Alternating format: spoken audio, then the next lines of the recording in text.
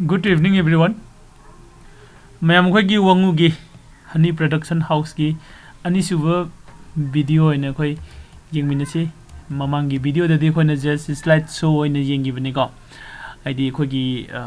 खोई पुदगी खोई खोई से कमाय लौथोगा बटन बाउदा कमाय हाफन हाइबसी ममांगी वीडियो दो खोई just slide show the photo image खतंग येंगिबने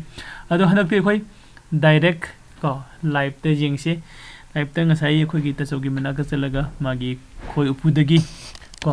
खोई ही याव खोइरा लौथोगा खोई ही हाइबगी प्रोसेस लोइनमग आई इसामग जाउना तौजलेको से खोई म्याम पुने जिंगमिनसे फर्स्ट सिदा खोइन उरिबे इमेज दा खोई तसोनो ओपन तौरिसे खोई पुने माने लौथोखैबे मथक्सी नोंग चुबा मतमदा नुंसा साबा मतमदा खोई सिंगदा खोगी नोंजु नुंसादगी कंथोंनब बोक कनोनिको मखुमने हनब्लो थोइसे अनि सुबसिना यामना पाबा लायारमनि को सिदगी खोई खोई लेबा हौरे सिदा पग कनोदा उ सिदा पगिबा उबाक सिदा पगिबा मैम से खोई ngakतनिको कोई वीडियो सुजु उरी अदुगा सिगे खोगी बिबॉक्स नंबर 21 निको बिबॉक्स नंबर 21 से खोई ngasi संडे नुमेतनि खोइना सिदि खोई लौथोइसेको अदुगा नेक्स्ट टाइम करम मतमदा मु बिबॉक्स 21 दगे खोई खोई लौथोके सिसु आई मथंग मथंग वीडियो से सेमजरकेको जे खोई तसोनो लौथोइसे खोइरागी फ्रेम दुनी हाइरिबा फ्रेम से जाइसे खोहिनिको के खोहिनी मसाइ सिदा खोइन जेंगबो वाइट ngata उइको वाइट से कइनो हारगदि खोहि यावरिबा सेल सिंगदो खोहि से पिक थना जावरा कांदा खोइ सिंगसिना मासे मागी ममाइ से क्लोज तौसिलगा थम्मेबा आइदि मखुम फुमजिलगा थम्बिबा हाइतारे को हयिं खोइ सिंग यामना मैनेजेबल ओइबा अदुगुम्बा कनो मनिको खोइ जीव मखनमने हाइतारे को मगी यामना मगा मगा अंडरस्टैंडिंग लेबा ओके ओके दिस तसुना कइसिना खोगी खोइरा से अतोपा मगा नपसिनगिबको अदुगी मतलम ककपने सिदा यावरिबा खोगी खोहि यावरिबा खोइरा से पुथोरकपा मतमदा खोइ पकइको सि खोइ से सिदनबगी सोमदा खोइरा थमिबा सि चेम्बर कविको अमले लेइसे मखादा लेइसे सु मथकिसु चेम्बर ने असिगी चेम्बर सिदा थमि सिदा मखासिदा मैखु खितंग काहलिको कनोगी खोगी येरुम एक की खोगी ट्रेदो को येरुम हावक ट्रेदो अदु मखादा मै थाबने दु मैखु खितंग काहल खोइसे पाइथोंगिनबको पाइथोखिनब सिदनबगी सिगी चेम्बर सिदा गी हुजि खोहि यावबा खोइरा लौथोइसे खोइरा मरीनी अमा सिदि खोहि यावद्रिबा माले तसोनो थनमिसेको अदो खोइ जिंगसि जिंगसि याम तपना तसोनो तविसे ngसागी मखुमजे खुमजिनबा मतमदा नल्लगा खोलगा सिगिदनबैनिको होरेन खोइरा से खोइना खुइ लौथोबा लोइरा मतुंगदा सिदा मुसु थामजिनदुइनि कोनको दसिगी मरी से होजे खोइ पुरगा चलसि अदुगा को खोहि हाइबगी प्रोसेस अमु जेंगसिको ngसागी सिसिदा खोइ तसोनो पाइरिसि जिंगसि को माने मै थाइसे कइनो ngसागी सेल सिंगदो ममाइ खुमजिलगा थमबा सेल सिंगदो ओपन तहनबनिको मै सिना खरा खरा वाउरी वाउरी साहला कांदा याको खोहि फुल यावरगा लेबा होय मसे अखोना अंगांग ओइरिङेदा उरुको मतमददिको सुरी यामना अपाबा मना ममाइ से ककथलगा सिगी खोगी खोइरा से बार्टिनमदा हाबगा उरु उंगमिको अदो हजिक्ति सागी खोइ तसुन तरोमी प्रोसेस से जेंगसे आइसु आफ्टर रेडी सही खोगी 20 आफ्टर 20 years ने इन उरिसको 20 years की मतुंग मुनते 25 years मुकी मतुंग दने उरिसेको वाइट सिंगजे खोइ फजन यावरे सिगी खोइरासिमको अदो खोइ यंगमिनसे सिगी खोइरासि ngसागी खोइ यावरिबा खोइराको सिगी फ्रेम सिगी मनुंग जाइसिने खोइराइसिको से खोइना पुरा कनो तौरबा मतुंगदा ओपन तौरबा मतुंगदा को मागी सेल सिंगसिगी ममाइसे ओपन तौरबा मतुंगदा इतैमना पुगरिसे ngसागी खोगी कनो सिदा हापसिनदुइनि सिदा खोगी खोहि हाइननबा बॉक्स कनो से sai machine do hani etc hairiba sigi machine si akhoi ta chawna design tawra goi ta chawna dum sajabani ko kana gumba sigi kano se pamba yauragadi hani extractor hairiba machine se pamba yauragadi order tawbirak pa yagani ko okay next khoira amukha mukaksi aduga ngasai khoi ngasai khoi purak do khoira mari ni ko box amadagi purak khaidu khoi phajana jawi ko myam si da open tawra kan da khoi uri se khoi ni arang arang mu uri sing se ko ꯁꯤ ꯀꯃꯥꯏꯅ ꯂꯧꯊꯣꯛꯀꯗꯒꯦ ꯍꯥꯏꯕꯗꯨꯅꯤ ꯉꯁꯥꯏꯒꯤ ꯁꯣꯝꯗꯒꯤ ꯃꯦꯆꯤꯟꯁꯤꯗ ꯍꯥꯞꯆꯤꯜꯂ ꯎꯪꯗꯣꯏꯁꯦꯀꯣ ꯌꯦꯡꯁꯤ ꯀꯣ ꯁꯤ ꯈꯣꯏꯔꯥꯁꯤꯗ 1 litre ꯃꯨꯛꯀꯤ ꯆꯥꯡ ꯌꯥꯎꯔꯝꯒꯅꯤ ꯍꯥꯏꯔꯤ ꯈꯨꯍꯤꯁꯦ ꯍꯥꯏꯗꯤ ꯄꯥꯏꯕꯗꯁꯨ ꯃꯥꯒꯤ ꯋꯦꯠꯁꯤꯗꯁꯨ ꯈꯪꯕ ꯉꯝꯃꯤ ꯌꯥꯝꯅ ꯂꯨꯝ ꯂꯥꯎꯕ ꯀꯩꯅꯣꯗꯣ ꯑꯗꯨꯝꯕ ꯑꯣꯏꯕꯅꯦꯕꯀꯣ ꯑꯗꯨꯒ ꯃꯈꯨꯝ ꯑꯌꯥꯝꯕꯅ ꯂꯣꯏꯅ ꯈꯨꯝꯖꯤꯜꯂꯝꯃꯤꯁꯦ मागी ममाई से ngसाigi सेल सिंगसिगी ममाई से लोइना खुमजिलमिसे सिना हाइबदि मीन्स खुई पिक थन फन लोइन यावरे हाइबने फुल लोइरे हमने खुई सिंगसे को हनी से अदो हनी से फुल ओइबसे ngसाigi सिदा हापसिल मतुंग दो उंगबसि येंगसि को हमने इंटरेस्टिंग ओइबनि मैम को हारिबा मेचिन से कनागुम पाम्बा यावरगसु ऑर्डर तौबिरो को खोइ दसौदगी दुम फंगनी अदुगा खोइ मनिंग दे लाइरिबा खोइ बॉक्सिंग से सिसु कनागुम पाम्बा यावरगदि ऑर्डर तौबिरो खोइ बॉक्स अहांगसु फंगनी खोइ यावना लौगी हारगसु फंगनी को अदुना ममन खदि हेनगनी अदुगा सि उंगबु लोइग्रे उंगबु लोइरबा मतुंगदा सि मथम मखाम ओथोक्तुइनि को साइड नामदि खोइ यावद्रे साइड नामदा खोइ यावरि को साइड सुमाइना खोइ साइड अमगी खोइ लोइ लौथोख्रबनिना अतोबा साइड अममु लौथोखनबे मु मथंग को ओथोगा उंगबा हेको यम फजबा मेजिन को यम थुनसु लौथोए हाना कोइ बार्टिनदा खुदना उरु बार्टिनदा कोइ पाइरगा खुदना उंगबा मतम दुददि को मतम संगी हुजि यम खोइ यावद्रे को पूरा ब्लैंक ओइगरे हाना न कोइ न बार्टिनदा हाबा उरुंगबुदुनिबा लौथोखरे को the next अतोपा ngसाigi फ्रेम अनि दो खोइरा जावबो फ्रेम अनि दो मु हापसिन ले खोइ तसौन को अदुगा उंगबसिंग मुजें मिनासि म्याम को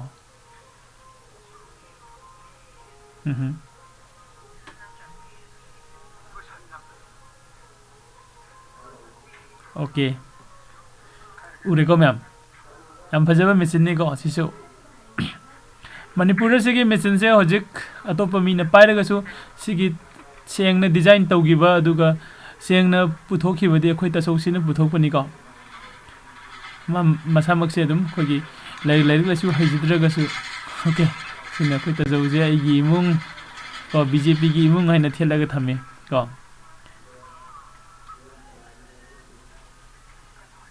ओके ngसाigi दोइना मथम को अनथोकदौबा मथंग ओंथोब मतुंगदा अमुक उंगगा मु जेंगसे अदुगी मतुंगदा उंगब लोइरा कांदा कनो तौसिको सिदा लेरिबा बी बॉक्स हाइना थारिबा म्यामसे खोइ फाबदा पुदनबा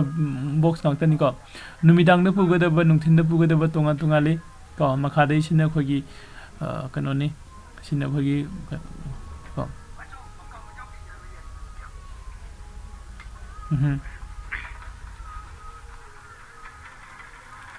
ओके सिदा उंगिसि को फजन उंगे मेंगसि को हंदक्ति हंदक अरोइबनि हाइदि बॉक्स नंबर 21 दगी पुरकप खोइसिंग दो खोइ सिदा लौथो मतुंग द ngसाigi सि पुरा ब्रेंग ओइरमनि को हाइदि खोइरा खत गाइरे मागी सेल सिंग द यावरम खोइसिंग दो लोइ लौथोखरे को सेल सिंग द यावरम खोइसिंग दो लोइ लौथोबनिना हजि सिदगी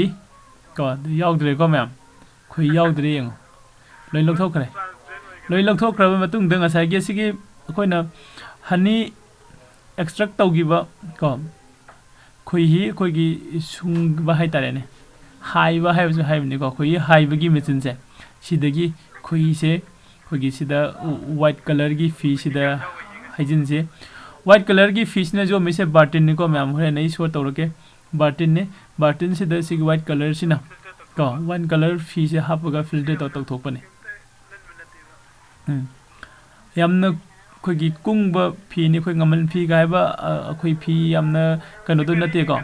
सिदगी खोइ फिल्टर तौगी बाइसे यामना खोगी खरा सॉलिड ओइबा मखै लोइना कनो तौगरे को अदुगा खोइ से खोइ तसौना हाइसे नोंबांखा मपान दो अदुगा हंगाम मपानगा अनि दुगी मिक्स ओइबा खोइ नि हारि हजिसे आइदि नोंबांखा सु मपान सातपा मतम अदुगा हंगाम सु मपान सातपा मतम ओइबगी को ꯑꯗꯣ ꯁꯤꯒꯤ ꯐꯤꯅ ꯌꯣꯝꯃꯤꯕ ꯀꯩꯅꯣꯁꯦ ꯉꯁꯥꯏꯒꯤ ꯑꯩꯅ ꯕꯥꯔꯇꯤꯟꯅꯦ ꯍꯥꯏꯕꯗꯣ ꯑꯗꯣ ꯌꯦꯡꯁꯤꯀꯣ ꯏꯁꯇꯤꯜꯒꯤ ꯕꯥꯔꯇꯤꯟꯅꯦ ꯀꯣ ꯑꯩꯈꯣꯏ ꯏꯇꯩꯃꯅ ꯐꯤ ꯍꯥꯏꯒꯠꯂꯦ ꯑꯗꯣ ꯏꯁꯇꯤꯜ ꯕꯥꯔꯇꯤꯟ ꯁꯤꯗꯒꯤ ꯉꯁꯥꯏꯒꯤ ꯈꯣꯏꯁꯤꯡꯁꯦ ꯐꯤꯜꯇꯔ ꯇꯧꯔꯀꯥꯟꯗ ꯕꯥꯔꯇꯤꯟꯁꯤꯗ ꯇꯥꯗꯣꯏꯅꯤꯀꯣ ꯑꯗꯣ ꯅꯦꯛꯁꯇ ꯑꯩꯈꯣꯏ ꯕꯣꯛꯁ ꯅꯝꯕꯔ 33ꯗ ꯆꯠꯁꯦ ꯕꯣꯛꯁ ꯅꯝꯕꯔ 33ꯗ ꯇꯁꯦꯡꯅ ꯍꯥꯡꯗꯣꯛꯅꯕ ꯍꯣꯠꯅꯔꯤꯀꯣ ꯁꯤꯗ ꯃꯩꯈꯨ ꯀꯥꯔꯒ ꯂꯩꯔꯤꯕ ꯆꯦꯝꯕꯔꯁꯦ ꯁꯤꯗ ꯑꯩꯈꯣꯏꯒꯤ ꯈꯣꯏꯍꯤ ꯌꯥꯎꯕ ꯀꯩꯅꯣꯁꯤꯡꯁꯦ ꯂꯧꯊꯣꯛꯑ ꯊꯝꯃꯛꯇꯣꯏꯅꯤ ꯌꯦꯡꯁꯤ ꯀꯣ ꯑꯁꯤ ꯍꯥꯡꯗꯣꯛꯄꯗ ꯈꯣꯏ ꯈꯔ ꯄꯛꯑꯝꯃꯦ ꯃꯁꯤꯒꯤ ꯈꯣꯏ ꯎꯄꯨꯁꯤꯃꯗꯤ ꯑꯩꯈꯣꯏ ꯃꯁꯤ ꯎꯄꯨꯁꯤꯃꯗꯤ ꯑꯩꯈꯣꯏ ꯇꯁꯦꯡꯅ ꯍꯥꯏꯕꯗ ꯌꯥꯝꯅ ꯁꯥꯊꯤꯕ ꯈꯣꯏ ꯉꯥꯛꯇꯅꯤ ꯍꯥꯏ ꯃꯤ ꯌꯥꯝ ꯆꯤꯛꯀꯟꯕꯀꯣ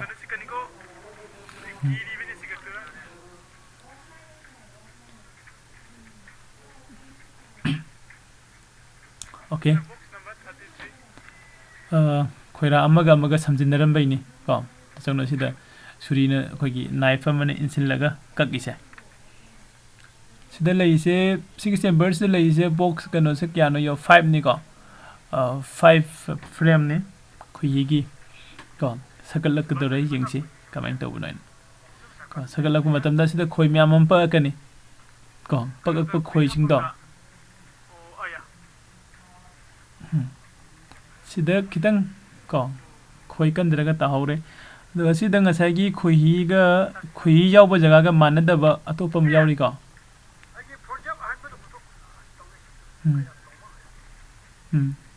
फोरसेप अहनब पुरउ हाइगैसे कगिनो हाइगदी सिगी खोयहीगी खोयरासे सिसिदा खोय मचा हाइदि खोय मरुम मरुम कोक्सिलमे हाइबा को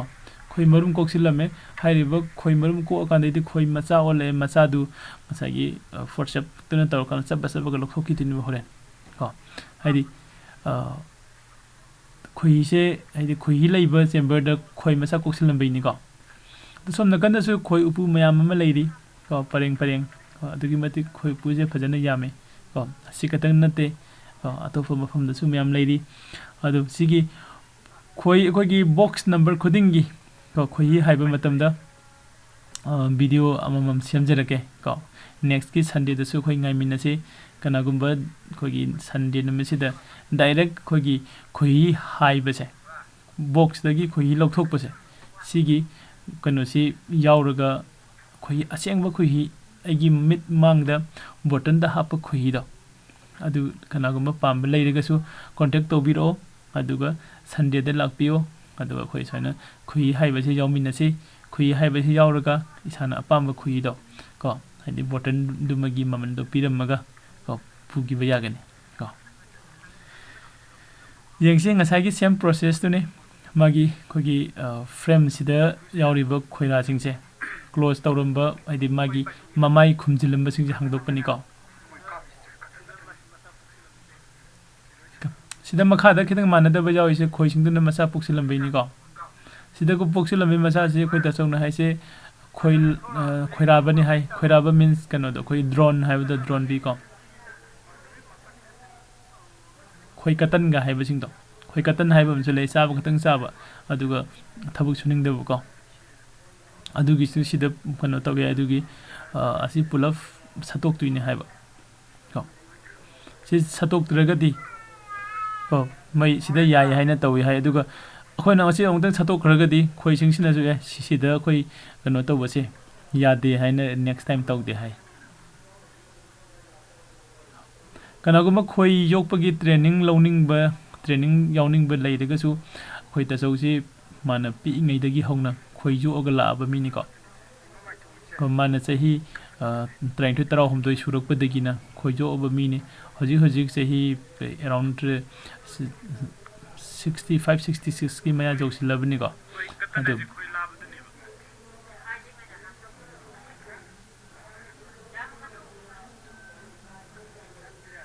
के सिना ngसाइगी थांगना कखिबुदुनि खोयरा अमगा अमगा समजिनरम को मसिसु खोय दचौना हाइबसे कैराक हाइबम यावरि को खोय स्टियर्स खोय सिंगसिना कारप ngamdaba mafamda ngसाइगी सोना समजिनरगा काबा जाननबा सेमबा अदुसु हाइरि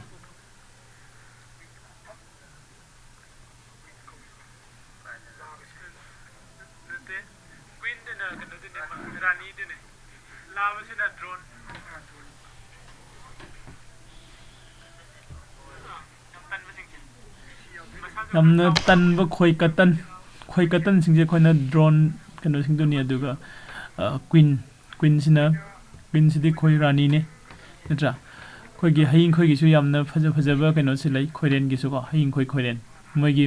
ꯀ꯭ꯋꯤꯟꯁꯤꯅ ꯍꯥꯏꯕ ꯈꯨꯗꯤꯡꯃꯛꯁꯦ ꯃꯣꯏ ꯂꯣꯏ ꯇꯧꯕꯤꯅꯦꯕ ꯀꯣ ꯑꯗꯣ ꯀ꯭ꯋꯤꯟ ꯌꯥꯎꯗ꯭ꯔꯒꯗꯤ ꯃꯣꯏ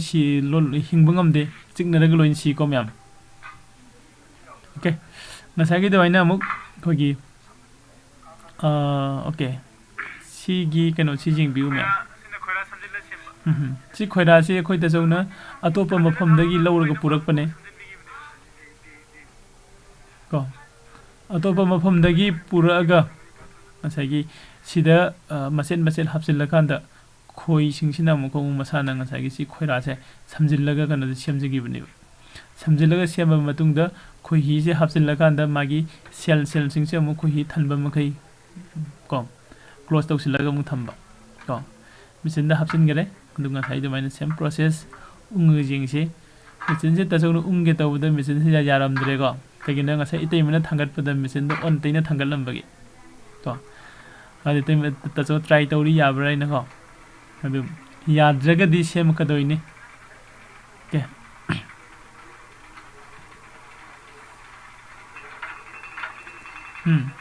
ꯁꯥꯎꯟ ꯑꯃ ꯂꯥꯛꯄ꯭ꯔꯥ ꯀꯣ ꯃꯦꯆꯤꯟꯁꯦ ꯌꯥꯗ꯭ꯔꯦ ꯑꯁꯣꯝꯗ ꯅꯥꯟꯊꯣꯛꯑꯦ ꯉꯁꯥꯏꯒꯤ ꯑꯩꯈꯣꯏꯒꯤ ꯏꯇꯩꯃꯅ ꯈꯣꯏꯍꯤ ꯍꯩꯕ ꯃꯇꯝꯗ ꯀꯣ ꯁꯣꯝꯗ ꯅꯥꯀꯟ ꯑꯃꯁꯤꯗ ꯄꯥꯏꯔꯒ ꯊꯥꯡꯒꯠꯈ꯭ꯔꯦꯕ ꯃꯈꯥꯒꯤ ꯄꯣꯔꯁꯟꯁꯤ ꯌꯥꯝꯅ ꯋꯦꯠꯁꯤ ꯌꯥꯝ ꯐꯖꯅ ꯂꯩꯕ ꯀꯩꯅꯣꯅꯦꯀꯣ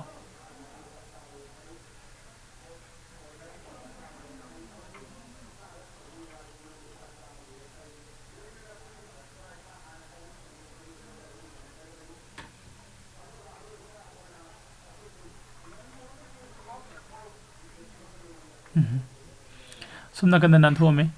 ꯀꯣ ꯌꯥꯝ ꯁꯦꯝꯕꯁꯤꯁꯨ ओके ꯁꯦꯝꯕ ꯂꯣꯏꯔꯦ ꯑꯗꯨꯒ ꯎꯪꯉꯀꯥꯟꯗ ꯉꯁꯥꯏꯒꯤ ꯍꯥꯞꯈꯤꯕ ꯀꯩꯅꯣꯁꯤꯡꯁꯦ ꯄꯨꯔꯥ ꯕ꯭ꯂꯦꯡ ꯑꯣꯏꯈꯔꯦꯀꯣ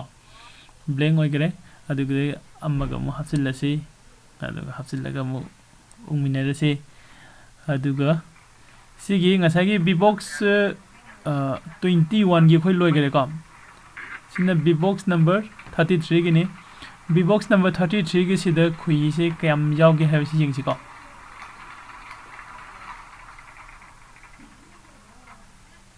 ओके मथंग ऑनथोसे साइड अमगी लोइगरे सोम थंग साइड सित ngaire खुई को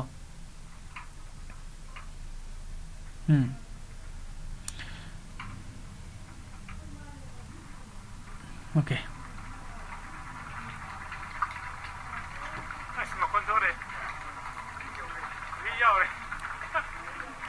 इसिंग द उंगबगी साउंड गुम म तारेसे सिने को खने खुई यावरे हाइरेसे ओके सिदा हिजिल्लासे ngसागी द लोइने फिल्टर तगरे तु अहानब Vivox 21 गिदो ऑटो फिल्टर तगरेबा मसा मतोमने फिल्टर तगरे सिगी फी सिदा सना हिजिल्ला थंबदई को सिना अनि सुबने ओ ngसाई खोइना खोइ मसा खने लागिबदो को असि दासे थोइदोंना कनो ओइदे सिगी फी सिदा लोइने फिल्टर तगिनि को सिदा सुम थंबागे मतोमना कनो तगिदिनिबा सुम दगिदिनिबा फी सिदगी मतोमना सुम दगिनि हाइबा को फिल्टर तगिदुबा ओके नेक्स्ट ता खोइ Vivox नंबर 2 द मुचसे को ngसाइ सि सिददि खोइ यावरमदे को खोइ कनो दो खोइ अनि खक्तंग अहुम को अहुम गा हांगदो पुरकपने खोइना सिगी चेम्बर्स द लेसे क्या नो 1 2 3 4 5 ने को मंगा यावी मंगा सिगी मनुंग द तसौना अहन ब थंगल लग तुसे अनि सुब से येंगसे को सिदा लाइब खोइ मयाम से को खोइ का हन याव ओइदरी दु ओके साइडम द दियम यावरे को सिगी खोइ मयाम से खोगी nganu matu asang bugumba natraga u mana yamna soft oiba singse sisina tapna nandhabi bako हाइदि सीदना बइनि सीहनबा यादेबा मै सीरदि कनाम थबक सुबिनि नत्रा अदु थबक सुद्रदि खुइ फंगरोय को सिदा पाइग्रनि नसाइगि सिदा मैखु काबा कनो थमि खोइना को तोसि ꯃꯩꯈꯨ ꯈꯥꯏꯁꯨ ꯎꯔꯝꯒꯅꯤ ꯃꯌꯥꯝ ꯌꯥꯝꯅ ꯏꯟꯇꯔꯦꯁꯇꯤꯡ ꯑꯣꯏꯕ ꯄ꯭ꯔꯣꯁꯦꯁꯅꯤ ꯅꯠꯇ꯭ꯔꯥ ꯌꯥꯝꯅ ꯏꯟꯇꯔꯦꯁꯇꯤꯡ ꯑꯣꯏ ꯀꯅꯥꯒꯨꯝꯕ ꯑꯩꯈꯣꯏꯒꯤ ꯈꯣꯏ ꯌꯣꯛꯄꯒꯤ ꯇ꯭ꯔꯦꯅꯤꯡ ꯇꯧꯅꯤꯡꯕꯁꯤꯡꯀꯣ ꯁꯤꯗ ꯂꯥꯛꯑꯒ ꯑꯩꯈꯣꯏ ꯇꯆꯧꯗꯒꯤ ꯇ꯭ꯔꯦꯅꯤꯡ ꯂꯧꯕ ꯌꯥꯅꯤ ꯈꯣꯏ ꯎꯄꯨ ꯀꯃꯥꯏꯅ ꯁꯥꯒꯅꯤ ꯑꯗꯩꯗꯤ ꯈꯣꯏꯄꯨ ꯁꯥꯔꯤꯕ ꯑꯩꯈꯣꯏꯒꯤ ꯎꯁꯤ ꯀꯔꯝꯕ ꯎ ꯑꯣꯏꯒꯅꯤꯒ ꯍꯥꯏꯕꯀꯣ ꯁꯤꯒꯨꯝꯕ ꯃꯌꯥꯝ ꯑꯃꯁꯨ ꯂꯩꯔꯤꯀꯣ ꯑꯩ ꯃꯌꯥꯝꯒꯤ ꯏꯟꯇꯔꯦꯁꯇ ꯚꯤꯗꯤꯑꯣꯁꯤ ꯃꯊꯪ ꯁꯦꯝꯖꯔꯛꯀꯦ ꯑꯗꯣ ꯃꯌꯥꯝꯅ ꯀꯩꯅꯣ ꯇꯧꯔꯒ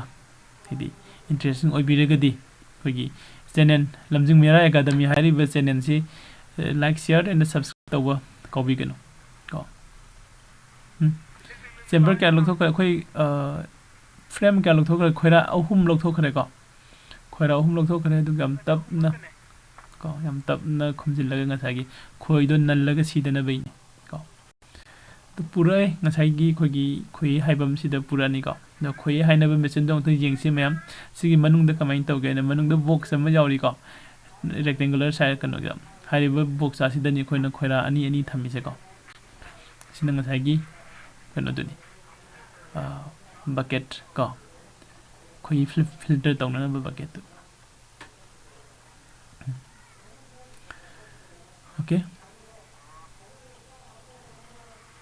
ओके यंग मैम मैखू कारग लेसे मखाद अखोई कनो यावरीको अदु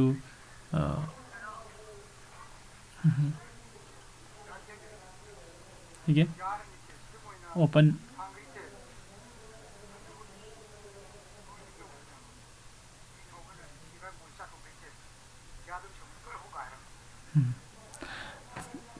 तसौना है सिगी कनोसे खोरासी मान हापनेबको हाप कानसिदा अखोगी खोरासिदसु expire होइबा हाइदि Yadav खोरासिंगसे सिसे कनोसिंगना खोइसिंगसिना खोरासे लौथोखिबा मसानाको Moina हाइदि Moina work तौरगा सि खोरासिददि खोइ हाप याररोइगा हाइबदो मोइ मसाना खंगजबा हाइतारे को खोइ हामनब खोरासे खोइ मसाना साजबने दुबो मसाइगी खोइ हामनब खोरासे खोइ मसाना साबा गाइरगा लेइरगदि को याम कुइने मतम जाम चंगी हाइबगी खोइ तजौना तौरिसे खोइरेन महुम लो कांदा खोइरेन महुमगी खोइरा असौ असौ बसे मकम कक्का सिगी फ्रेम सिदा हापसिलगा थंबा को मचेल हापसिलगा थंबा कांदा खोइ सिंगसिना खोइसे पुरगा सिदा मु वर्क तौगिबा सि सेल सिंगसिदा खोइसे हापसिलगा मखुम खुमजिलगा लोइन थंबिरमको अदैदि मु अखोइ तसौइना मु ngसाइगी मखुम खुमगा थमिबा सेल से मु हांगदोगा खोइसे लौथोकपने को ngasiगी ओके सिदासु यंगबियो सिदा तविसे खोइरा समजिनबनी को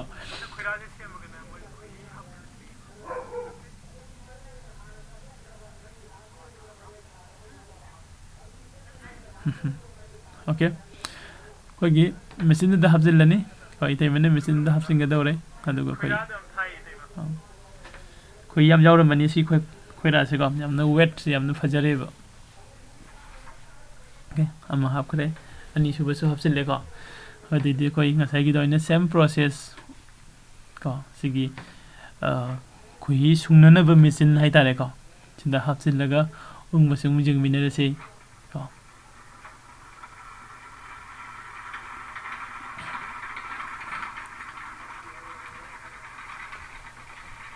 यामना लाइन तौइको खोइ तचौगी तुंगद लैरिबा बी बॉक्स थारिबा ग्रीन कलर की कनो सिंगसे खोइ फाबदा पुननबा बॉक्स गाक्तनिको हारिबा सिगी बॉक्स सिंगसे कनागुम पामगदी लैबा फंगनी दु बॉक्स से डे टाइम द पुननबा दुगा अदि नुमिदांग दसु खोइ फाबा चनिको नुमिदांग द खोइ फाबा चतपद पुननबा बॉक्स अदुगा नुंथिन मतम द पुननबा बॉक्स तोंगा लेको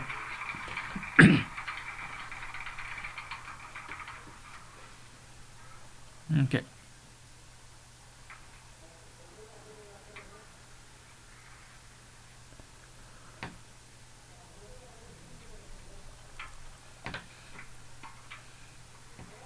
खोइ ngसाइ खोइ अहुम पुरखिबदो अहुम पुरखिदु मदो ngसाइ हानदि मरी पुरखपनि ना अनि पुनबा को यादनी अमा मथंग का अनथोगा अदुगा लोरे अदुगी मतुंगदा येंगसि कनागुम जुम द खोइ लागा लैरगदि को खोइ पुदि लैतबा खोइदि लागा लैरबा को खोइदो सोमना कईगुंबा उपु खोई उपु अमदा हापसिल्लगा इसाना जोकनिंगगदी को कांटेक्ट तौबिरो को खोई सब्सक्राइब तौबिरगा खोई तसौना खोईदो फारगा उपुदा खोई उपुदा हापसिल्लगा थममगा कमाइन तौरगा खोई हाइगनी खोकनी हाइबगी लोइना ट्रेन तौरगा इसाना कनो सि जोप यानी को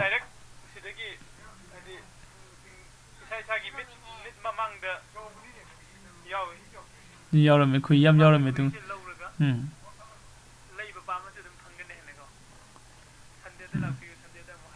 हाय कमिंग संडे दा मखोई खोई उपु अहु मरीगी खोई हाइगनी को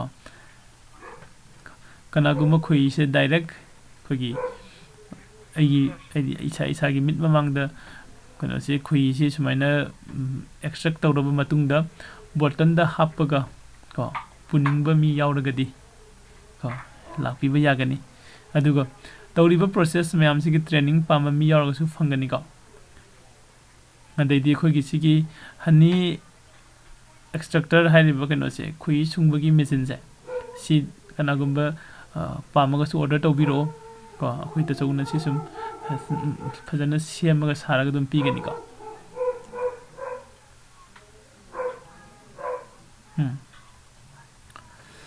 सिदगिदी अरोइबा प्रोसेस यौरे को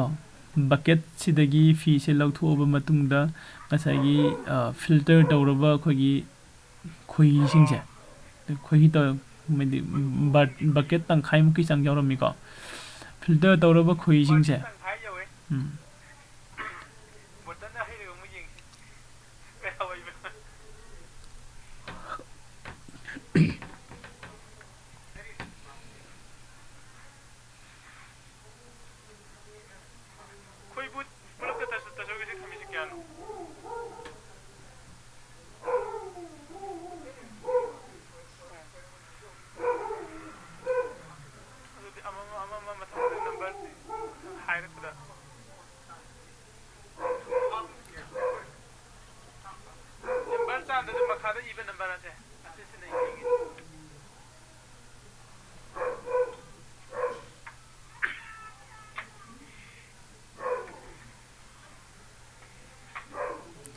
बोतल से कोई तसौना हाइरिसी प्लास्टिक की बोतल दगिदी को खोगी ग्लास की बोतल से ग्लास की बोतल लिगली की बोतल हाइन रखना लिगली की बोतल से हेना फै हाई खोई हापदको प्लास्टिक की बोतल से हापसिदी सागलक मतमदा ngसागी प्लास्टिक तुगा खोई सिगा को पुल्लकांदा खोगी तोंगानबा केमिकल अमा थोरक याबगी चांसेस लई हाइको खोगी तसौसे लाइक लाइसु हाइबा मिदि नते अदुबो मागी वखलोन सिदि यामना तोंगाले को सिगी खुजमोइन हाइकांदा सिगी मेचिन से को खोई सुंगननबा मेचिन से मा मसाना डिजाइन तौजरगा मसाना साजरिने को okay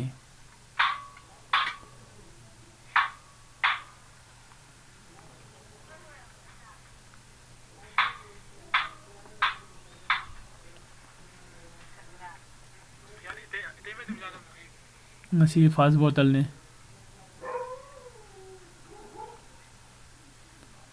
pure ni ko si ma'am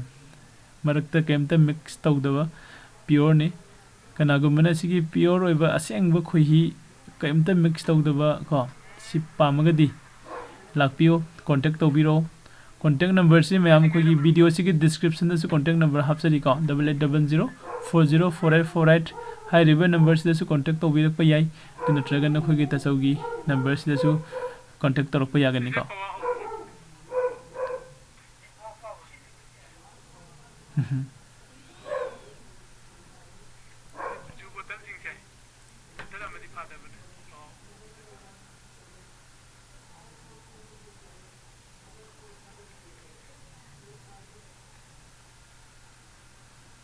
okay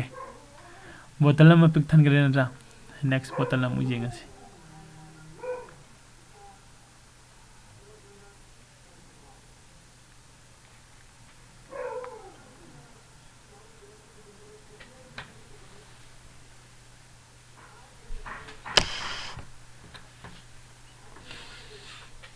khoi pai se lai yung mem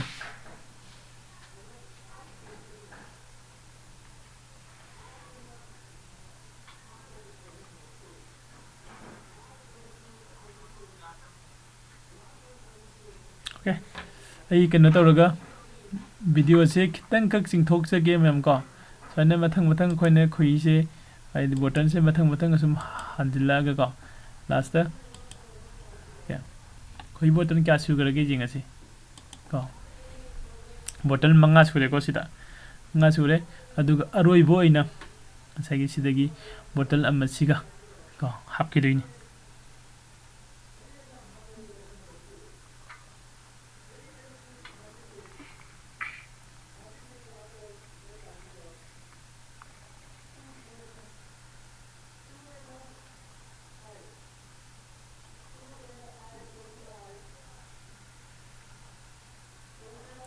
yamna neat and clean noiba kanoni yengo si color se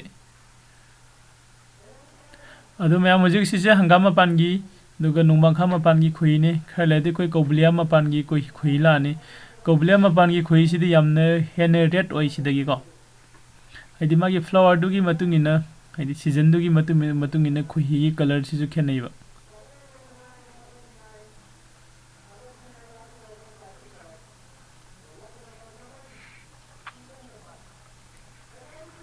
okay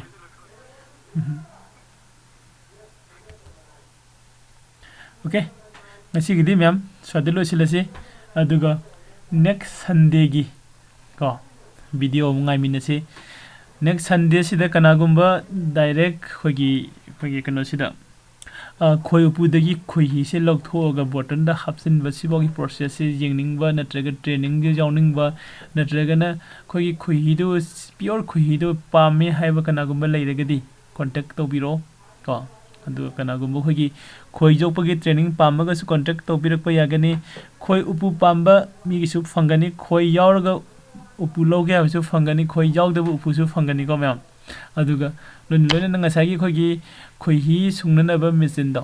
hani extractor hana maming thonba khogi tasuna semba design tawjaba kana se pamaga su order to biro dumok su fangani ko aduga kanagumba jumda khoi leiraba khoi laaga jumda leiraba khoi upudi leijadaba ko adu khoi upu do tasawdagi leiraga ko tasawna khoi du faraga khoi upu da hapsillaga isa gi jumda khoi upu mom thamba su yagani ko adu ngasai khoina khoi hi se kamaina hai gadagi khoi si kamaina jok kadagi haibagi training bi su isa gi jumda khoi si leiraba matungda natraga lei training da khoi tasawdagi training si lobu yagani khoi tasaw se ina hangbada mana sahi 313 surupodagi hona khoi jo khoi jokpa khoi haibai thabak si tawre hai ko si tawrok pasina khojikti magi sahi se more than 60 years ni ko 64 65 and above the leirangane adu haiba me amse kana gum interest oi biragadi contact to biro aroibo ina koi lamjing mairagi ko channel si like subscribe and share to ba ko bigano okay thank you nasi gidi choida loisilase ko